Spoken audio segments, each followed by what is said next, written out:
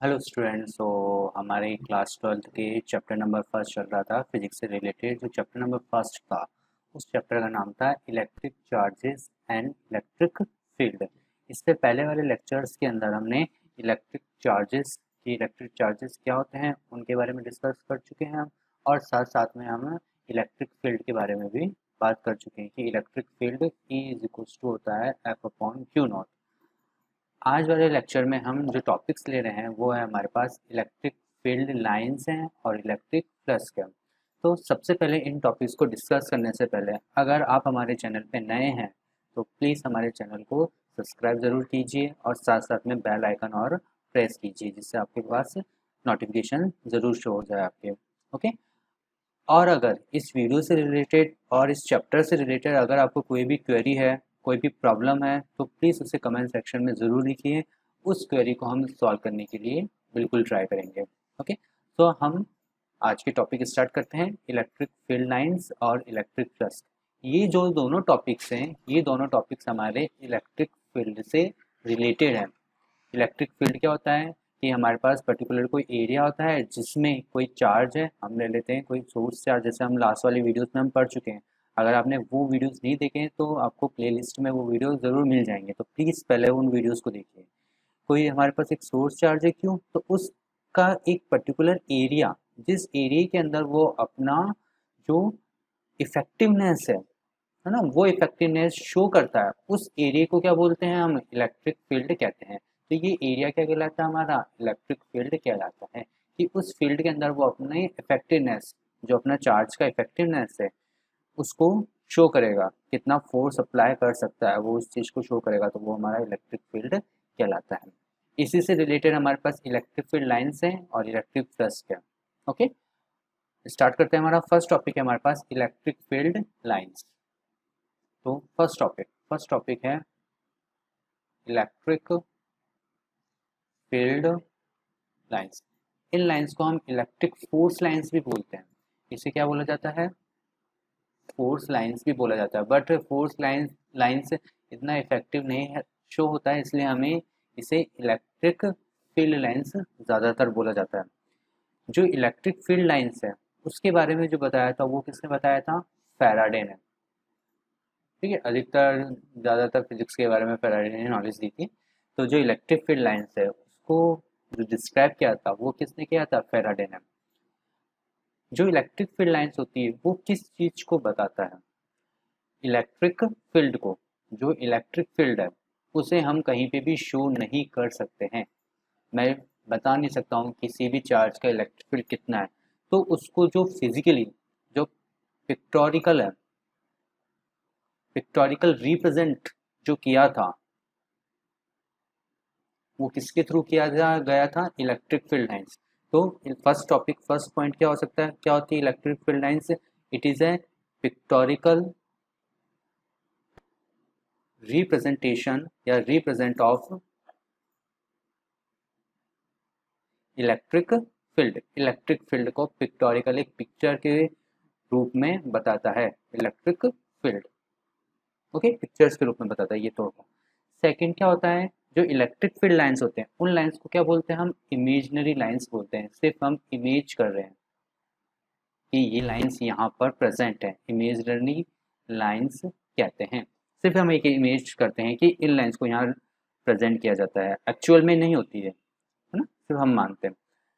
Third third condition क्या कहते हैं? जो इलेक्ट्रिक फील्ड लाइंस है अगर उस पर मैं एक टेंजेंट ड्रॉ कर दूं, तो वो जो टेंजेंट है at any point on electric field lines shows या gives डायरेक्शन ऑफ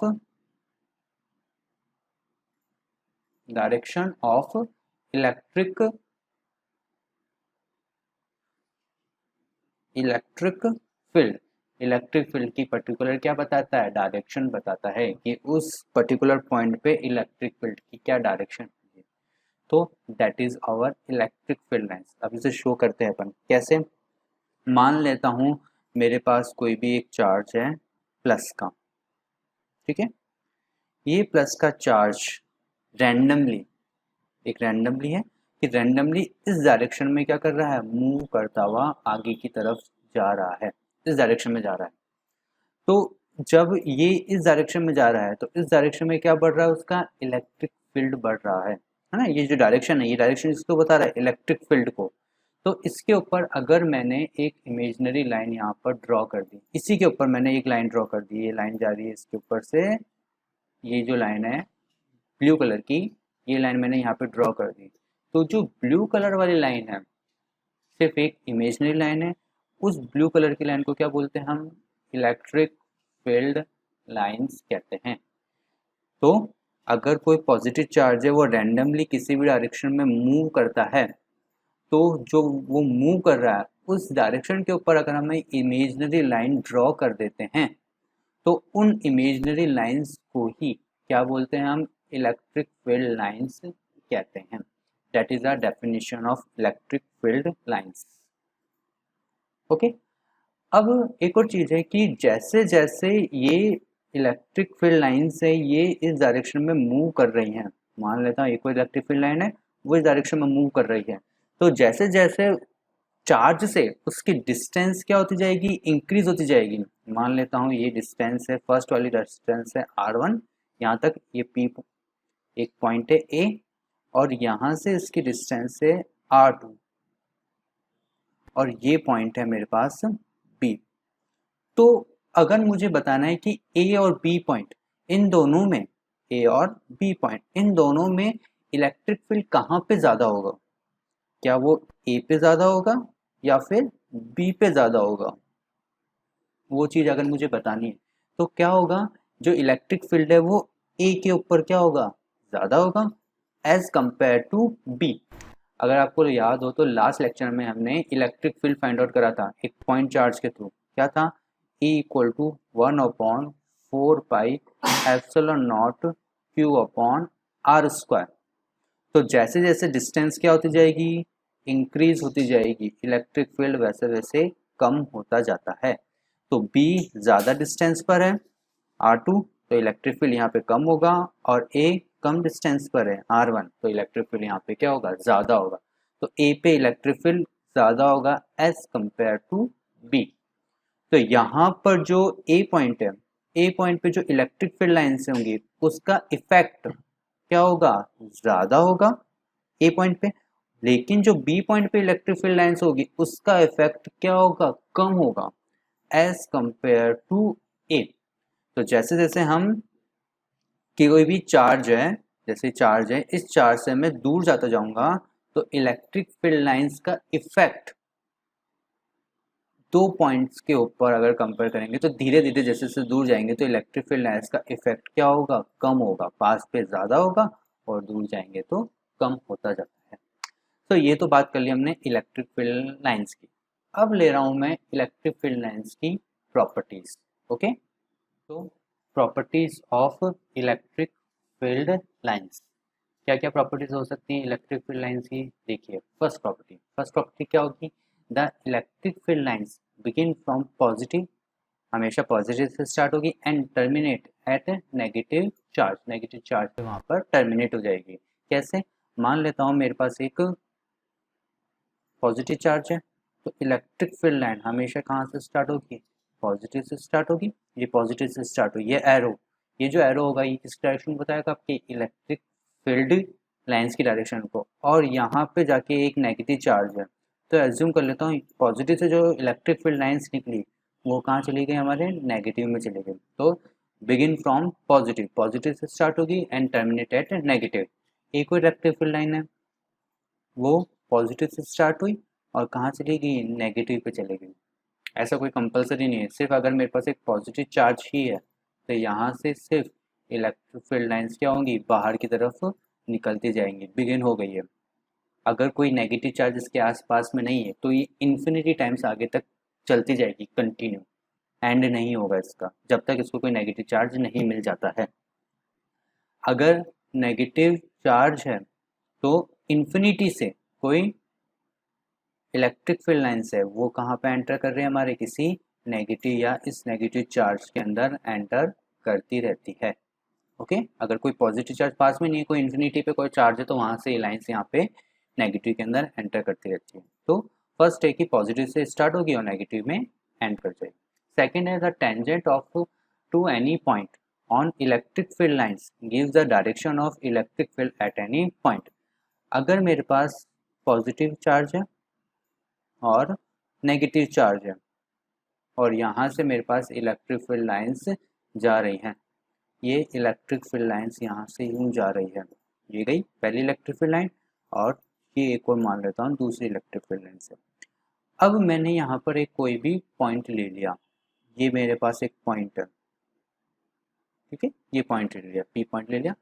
अब अगर मैं इस पॉइंट पे टेंजेंट ड्रॉ कर देता हूँ, कहाँ से, पॉजिटिव से मैंने लिया डायरेक्शन में, किसी डायरेक्शन में, इसी की जिस डायरेक्शन में इलेक्ट्रिक फील्ड लाइन जा रही है, तो इसी डायरेक्शन में मैंने एक टेंजेंट यहाँ से ड्रॉ कर दिया। तो ये जो टेंजेंट की जो डायरेक्शन होगी, ये डायरेक्शन किसकी होगी, इसमें इलेक्ट्रिक, उस पर्टिकुलर पॉइंट पर इलेक्ट्रिक फील्ड की डायरेक्शन शो करता है कि इस पी पॉइंट पे जो इलेक्ट्रिक फील्ड है वो इस डायरेक्शन के अंदर है। अगर मेरे पास यहाँ पे कोई पॉइंट है, मान लेता हूँ उसको क्यू पॉइंट या एस पॉइंट मान लेता हूँ, एस पॉइंट है, ठीक है। यहाँ पे अगर मुझे इलेक्ट्रिक फील्ड की डायरेक्शन देखनी है एस पॉइंट पे, तो यहाँ से मैंने एक टेंजेंट ड्रॉ करा, वो यूं जा रहा है। तो ये जो डायरेक्शन है, ये डायरेक्शन किसकी हो गई, इस पे, इस पॉइंट पे, एस पॉइंट पे इलेक्ट्रिक फील्ड की डायरेक्शन हो गई। तो पी पॉइंट पे इलेक्ट्रिक फील्ड की डायरेक्शन की और एस पॉइंट पे इलेक्ट्रिक फील्ड की डायरेक्शन, दोनों पे डायरेक्शन अलग अलग है। ओके, थर्ड पॉइंट है हमारे पास, two electric field lines can not intersect each other. Why? That is the important thing. Why?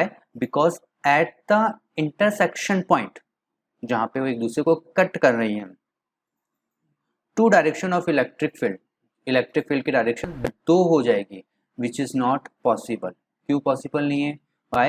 Because electric field is a vector quantity, एक तरह का वेक्टर है। क्यों? क्योंकि E इक्वल टू क्या था, F अपॉन क्यू नॉट। तो अगर फोर्स वेक्टर है तो इलेक्ट्रिक फील्ड भी क्या होगा, वेक्टर क्वांटिटी होगी। तो इलेक्ट्रिक फील्ड वेक्टर क्वांटिटी है, तो एक पॉइंट पर, on one point, they can not have two direction.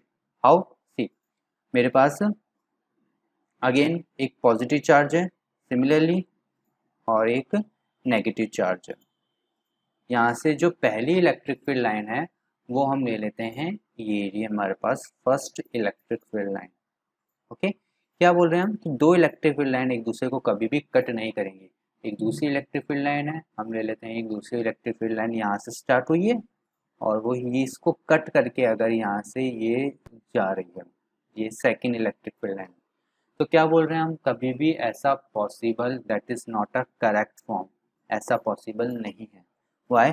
Because अगर मैं ये इनका इंटरसेक्शन पॉइंट ले लूँ, तो इस इंटरसेक्शन पॉइंट पर फर्स्ट वाले के लिए अगर टेंजेंट ड्रॉ करूंगा तो वो कैसे होगा, ये होगा, तो इसके लिए इलेक्ट्रिक फील्ड की ये डायरेक्शन हो गई।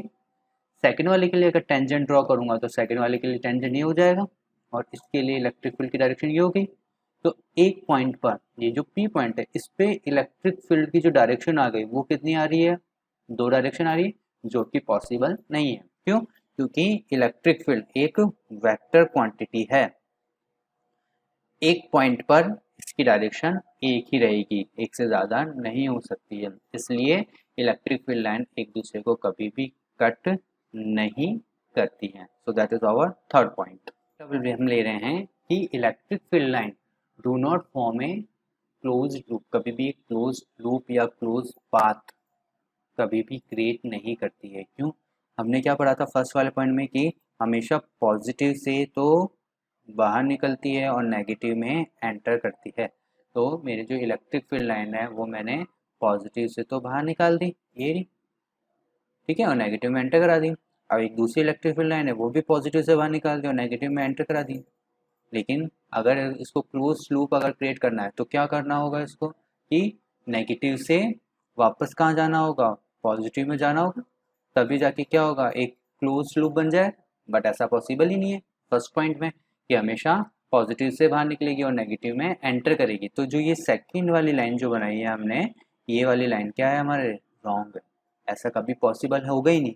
जब ऐसा कभी पॉसिबल होगा ही नहीं कि यहाँ से यहाँ पे कभी जा पाएंगे, तो कभी भी आपका क्लोज लूप क्रिएट नहीं होता है, इसलिए कि इलेक्ट्रिक फील्ड लाइन कभी भी आपकी क्लोज्ड पाथ नहीं बनाती है, वो हमेशा पॉजिटिव से निकलेंगी और नेगेटिव में एंटर करेंगी, और अगर यहाँ से नेगेटिव से कभी भी पॉजिटिव के अंदर नहीं जाती हैं।